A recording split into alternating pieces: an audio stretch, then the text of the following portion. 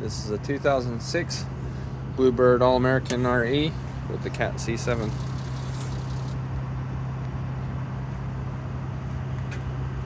It's been sitting overnight.